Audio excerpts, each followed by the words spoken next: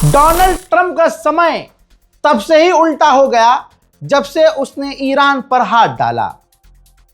हमने Donald Trump का downfall ऐसा कुछ देखा कि अब पॉप भी पूरी तरह से मैदान जंग में आ गए हैं और डोनाल्ड ट्रंप को अब डायरेक्ट हिट कर दिया है।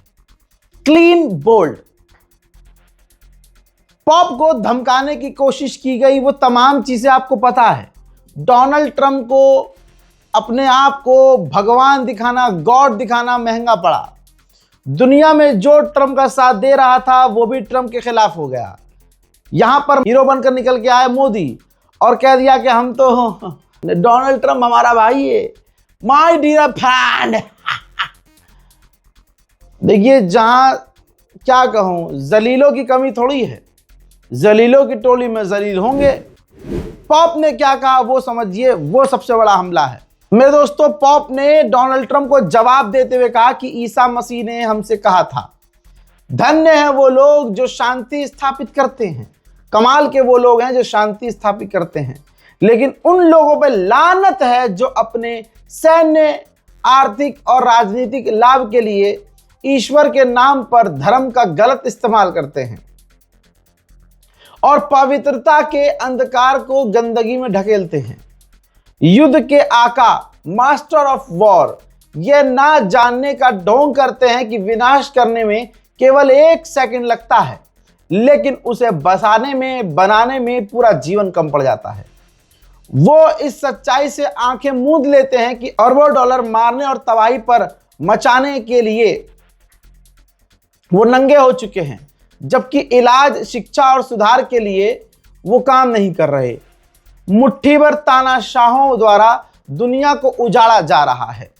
आपको ये सुनने में लग रहा होगा कि डोनाल्ड ट्रंप का एक बेस्ट फ्रेंड है, माय डियर बेस्ट फ्रेंड, ये उसको बोला गया है। फिट तो उस पे भी हो रहा है, लेकिन बोला गया डोनाल्ड ट्रंप को है। डोनाल्ड ट्रंप ने सोचा कि व्हाइट हाउस जब पॉप को धमकाएगा, चर्च को नीचे झुकाएगा, तो वो हो जाएगा, मान जाएगा चर्च, डर जाएगा चर्च, लेकिन ऐसा होता नजर नहीं आ रहा है। जनता सड़कों पर, ईसाई समुदाय सड़कों पर आ चुका है और खुद जब पॉप सामने से डोनाल्ड ट्रंप को जवाब दे रहे हो तो सोचिए ट्रंप का समय कितना बुरा होगा। ब्राजील के राष्ट्रपति का भी बयान आया। ब्राजील के राष्ट्रपति ने कहा ट्रंप के पास ऐसा कोई अधिकार नहीं है कि वो चूरन रात को सोए, सुबह उठे और सुबह उठते ही किसी भी देश को धमकी देने लगे। यह कौन सी तानाशाही है? यही वजह है कि डोनाल्ड ट्रंप की सरकार के लोग और अमेरिका के टॉप लोग कह रहे हैं कि डोनाल्ड ट्रंप का दिमाग काम नहीं कर रहा है, हमें उसकी मेंटल स्थिति पर भरोसा नहीं है, जांच होनी चाहिए, कहीं ये पागल तो नहीं है। मेरे दोस्तों, पाकिस्तान मेहनत कर रहा है। पाकिस्तान के आर्मी चीफ ईरान में है, आपको पता है। अब एक तस्वीर देखिए, गलीबाफ से भी पाकिस्तान ने मुलाकात की है। पाकिस्तान के आसिम मुनीर ने ईरान के पार्लियामेंट स्पीकर जनाब गलीबाफ से मुलाकात की है। इसके बाद तमाम बातों को सुन समझकर पाकिस्तान के आर्मी चीफ अमेरिका जाएंगे और फिर अमेरिका के सामने बातें रखेंगे। उधर ब्रिटेन भी अब परेशान हो चुका है। ब्रिटेन बल्कि तैयारी कर रहा है कि ईरान और अमेरिका के युद्ध की वजह से बर्तानिया में खाने पीने की कमी हो सकती है, फूड शॉर्टेज हो सकती है। अब वो भाई खाना को स्टोर कर रहा है, जो खाने के आइटम है उसको स्टोर कर रहा है। जिस भी देश से वो इंपोर्ट कर सकता है खाना पानी, फूड आइटम्स, वो इंपोर्ट कर रहा है। एक खामनाई को शहीद करने का नतीजा ये है, पूरी दुनिया परेशान है। ईरान ने यही तो कहा था, हमारी रेड लाइन खामनाई है, सुप्रीम लीडर है, हाथ न लगाना, दोनों हाथ उखाड़ देंगे। आज पूरे अमेरिका को ईरान ने उखाड़ फेंका है। आप सोचिए, अंधभक्तों के लिए, अंजना ओम मोदी के लिए, गोदी मीडिया के लिए कितना बुरा समय है। इन सबने मिलकर डोनाल्ड ट्रंप को चमकाया था, इस चक्कर में कि इसको चमकाने के चक्कर में मोदी चमक जाएगा हमारा। गोदी मीडिया की ये लाइन हुआ करती थी कि जब डोनाल्ड ट्रंप और मोदी स्टेज पर आते हैं तो बिजली कड़कती है। इसके बाद वो बिजली कड़की, लेकिन इनके पिछवाड़ों में कड़की जब डोनाल्ड ट्रंप ने हमारे भारत के प्रधानमंत्री को जलील किया। लेकिन अगले आदमी को फील ही नहीं हो रहा तो हम क्या करें? अगले आदमी को फील ही नहीं हो रहा तो हम क्या करें। आज वही गोदी मीडिया जो इजराइल अमेरिका को सपोर्ट कर रहा था इस जंग में, ईरान को कमजोर दिखा रहा था, मैंने आपसे उसी वक्त कहा था इंशाल्लाह देखेंगे आप, इन तमाम पत्रकारों की टोन भी चेंज होंगी, औकात में भी आएंगे, इनके चेहरों पर हवाइयां उड़ेंगी और अपने इसी गंदे मुंह से ईरान की ये तारीफ भी करेंगे। अब वो धीरे धीरे चीजें सुनाई दे रही होंगी आपको, है ना। मेरे दोस्तों, अब अमेरिका के ये हैं पूर्व विदेश मंत्री, सेक्रेटरी। इन्होंने अमेरिकी मीडिया पर खुल्लम खुल्ला कहा है डोनाल्ड ट्रंप को कि ट्रंप तुम इसको रिजॉल्व नहीं कर सकते, ये जो जंग छेड़ी है तुमने इसको तुम खत्म नहीं कर सकते, ताकत के दम पे तो बिल्कुल नहीं, तुम्हें बातचीत की टेबल पर आना होगा, ईरान किसी भी हालत में नहीं झुकेगा। सोचिए, अमेरिका का पूर्व मिनिस्टर कह रहा है कि ईरान झुकेगा नहीं, ईरान को तो छोड़ दो भाई। ईरान का दुश्मन कह रहा है कि ईरान नहीं झुकेगा, डोनाल्ड ट्रंप तुम्हें टेबल पे आना होगा और टेबल पर आकर इस बातचीत के जरिए डील करनी है। ईरान के कमांडर एंड चीफ ने कहा है, जो रजा गराफी ने कल रात कह दिया था। ईरान के कमांडर एंड चीफ ने कहा कि दुश्मन कहता है कि हमने दुश्मन के ईरान के सारे जहाजों को नष्ट कर दिया है, एयरफोर्स और नेवी को तबाह कर दिया है, लेकिन जब पाकिस्तान की डेलीगेशन कल ईरान आई तो हमने अपने एयरफोर्स के जरिए, फाइटर जेट के जरिए उनको एस्कॉर्ट किया।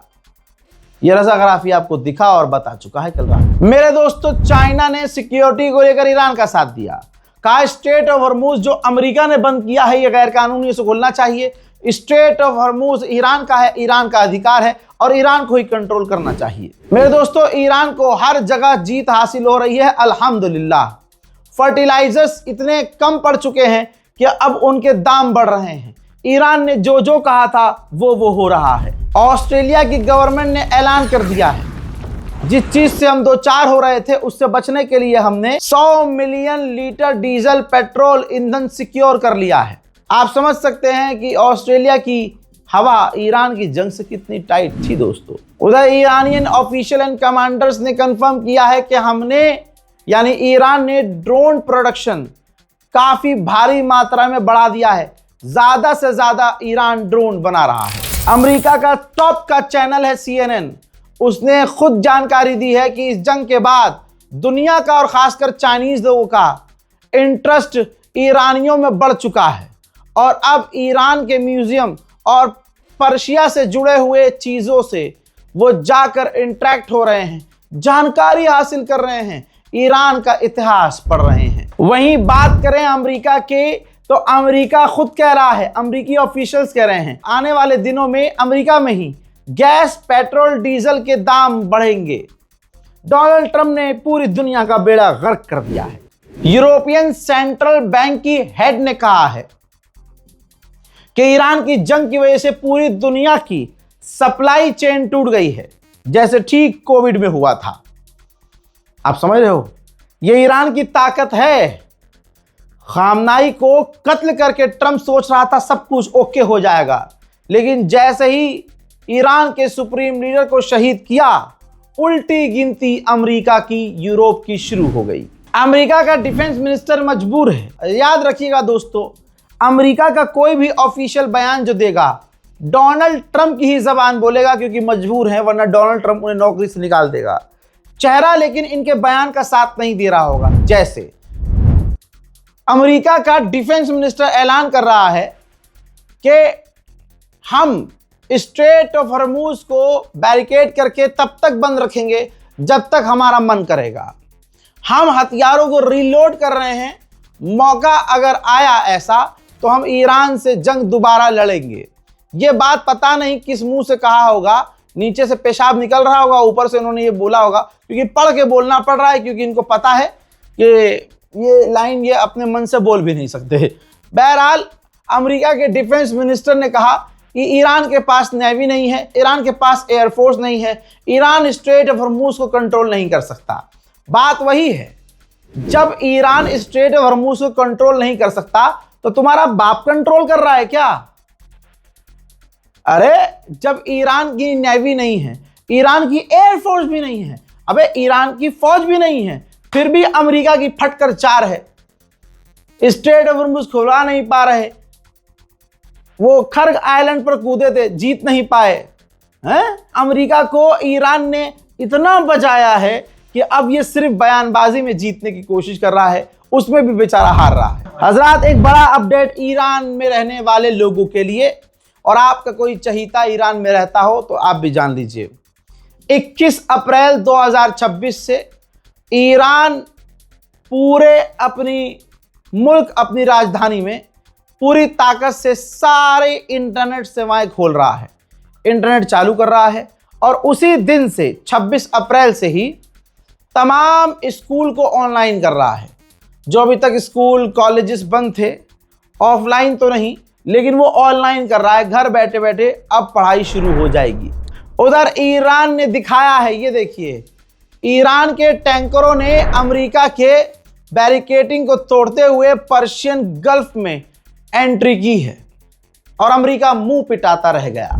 ईरान के राष्ट्रपति पेजेश्कियान ने चीन का शुक्रिया अदा किया है और कहा है कि जिस तरह से चाइना ने हमारी मदद की और कर रहा है, हम आगे चाइना से रिश्ते और मजबूत और बेहतर करेंगे।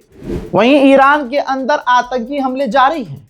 एक टेरर अटैक में 3 ईरान के पुलिस अफसर मारे गए हैं। इजराइल की सख्ती समझिए। इजराइल ने अपने एयरपोर्ट के स्टाफ को नौकरी से सिर्फ इसलिए निकाल दिया कि अमेरिका से जो एयरक्राफ्ट हथियार लेकर इजराइल उतरा था, उस व्यक्ति ने व्हाट्सएप पर फोटो खींच के किसी को भेज दिया था। ईरान को भी नहीं भेजा था, बस क्लिक करके अपने दोस्त यार को ही भेज दिया था। इजराइल ने उसे नौकरी से निकाल दिया। उधर ईरान ने भी 4 लोगों को गिरफ्तार किया जिनके खिलाफ सबूत मिले हैं कि वो मूसाद के लिए जासूसी कर रहे थे। वर्ल्ड बैंक ने यहां तक कह दिया है कि ईरान की जंग की वजह से मिलियंस ऑफ लोग भूख की तरफ जा सकते हैं। सारी दुनिया में खाने पीने की कमी हो रही है, किसान किसानी नहीं कर पा रहा है, आने वाला समय बुरा है। मेरे दोस्तों, चाइना के अखबार भी खेल रहे हैं। लिख रहा है चाइना का अखबार कि अमेरिका रिपीट करता है जो वो डिजर्व करता है, यानी वॉर, हेट और शोर शराबा, दंगा फसाद, वो यही सब डिजर्व करता है और यही सब बोता है और वापस उसे यही सब मिलता है। ताजिकिस्तान में जो ईरान की एम्बेसी है वो भी खेल रही है भाई। पूरी दुनिया में देखिए अमेरिका किस तरह से जलील हो रहा है। लिखते हैं Iran embassy Tajikistan, speaking without thinking, यानी बिना सोचे बोलने वाला ये जानवर, नो सिग्नल। मेरे दोस्तों, फ्रांस के राष्ट्रपति इमैनुअल मैक्रोन, देखिए मुस्लिम सपोर्टर नहीं है लेकिन वो हक बोल देता है। जैसे इजराइल जो गलत कर रहा है बोल देता है। यह बात नेतन्याहू को बहुत चुभती है और मूसाद एक्टिव हो गया है। मैं पहले ही फ्रांस को कह देना चाहता हूं कि फ्रांस के राष्ट्रपति इमैनुअल मैक्रोन अलर्ट रहने चाहिए, क्योंकि मूसाद CIA आपके पीछे पड़ चुकी है। रिपोर्ट यह है कि अब इजराइल ने अपनी औकात दिखाते हुए, जैसा वो हमेशा करता है, क्योंकि इमैनुअल मैक्रोन तो नेतन्याहू के खिलाफ, इजराइल के खिलाफ बयान दे रहे हैं। ऐसे में इमैनुअल मैक्रोन के विपक्ष की पार्टी की महिला नेता से, ये महिला नेता है, इनसे, विपक्ष की पार्टी से इजराइल के मिनिस्टर ने मुलाकात की है उनके घर जाकर। समझ रहे हो आप किस तरह से अमेरिका और इजराइल विपक्ष की पार्टी को सपोर्ट करके सरकार गिराते हैं, सरकार को कमजोर करते हैं, मुल्क को अपने कंट्रोल में करते हैं। लीजिए, अब इसी जंग के दौरान जब जर्मनी नहीं कूदा, ट्रंप का साथ नहीं दिया, लेकिन पीछे से वो पूरा साथ इजराइल का दे रहा था। $7.8 मिलियन के हथियार जर्मनी ने इस जंग के दौरान इजराइल को बेचे। उधर लेबनान पर इजराइल के हमले जारी हैं, जहां अमेरिका में ये बात हो गई, वो बात हो गई, ये डील कर लेंगे, वो अभी भी हमले लेबनान पर इजराइल के जारी हैं। देखिए,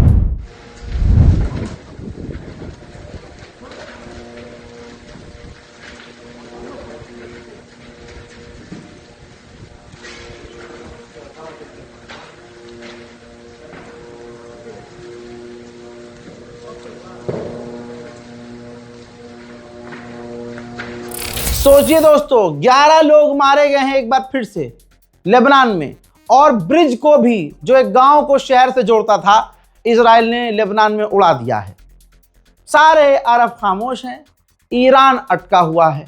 ईरान को भी आगे बढ़ जाना चाहिए। जब सुन्नी देशों को अपने सुन्नी देश के लिए नहीं बोलना और शिया होने की वजह से ईरान से इतनी नफरत की जा रही है तो ईरान को आगे बढ़ जाना चाहिए, लेकिन नहीं, वो ईरान है। मीडिया ये दावा कर रही है कि लेबनान के राष्ट्रपति ने मना कर दिया है कि हमें नेतन्याहू से बात नहीं करनी है।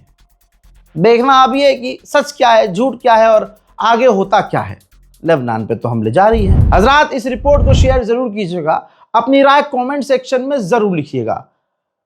मैं हूं रजा और आप देख रहे थे रजाग्राफी अनस्क्रिप्टेड। जय हिंद।